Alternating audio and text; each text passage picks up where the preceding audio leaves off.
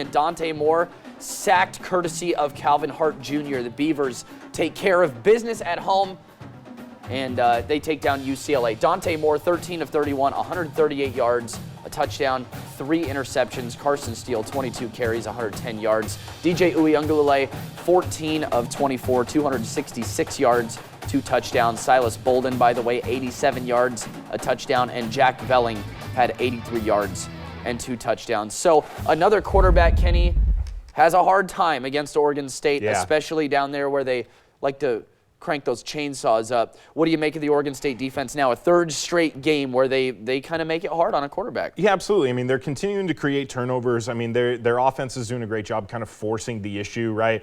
UCLA really didn't want to have to throw the ball today. They wanted to kind of try to grind this out as much as they could, but Oregon State able to get up ahead, forcing UCLA's hand a few times, and just opportunistic football. I mean, there's always a lot of black jerseys around the ball. They rally to the football really, really well. They don't give up a ton of explosive plays. Now, run defense wasn't necessarily great today, especially when they were able to load up the box and know UCLA was going to run. I thought UCLA was able to kind of get the edge and kind of exploit some of the Oregon State's smaller D linemen inside.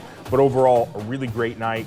Keep creating those turnovers, you're going to keep winning. And I think there's something to be said about, Oregon State does go on the road last week and they play a great game, they do what they have to do to win that game on the road, and Cal certainly knows not a slouch offense there. Getting better. And so, but I think there's something to be said about the way this Beavs team plays when they are inside Research Stadium. This is 2 very good football teams consecutively at home now that they essentially dominated on the defensive end. Yeah, absolutely. I mean, the thing that Jonathan Smith's teams have always been able to kind of win every kind of game. I mean, they can beat you 17-14, and they can beat you 48-40. I mean, they're not afraid to be in a shootout. They're not afraid to be in a slugfest. I mean, it's a pretty physical football team. I'm still blown away by their offensive line. Another great performance by them. Their inside zone, wide zone game is probably the best in the conference, and it makes life easier on DJ, who got away turnover list tonight. I do want to let the folks at home know we are attempting to get the press conferences for Oregon State live up here. We're having sort of some signal issues between Brett Taylor and here, so we'll continue to work on that for you. But up next,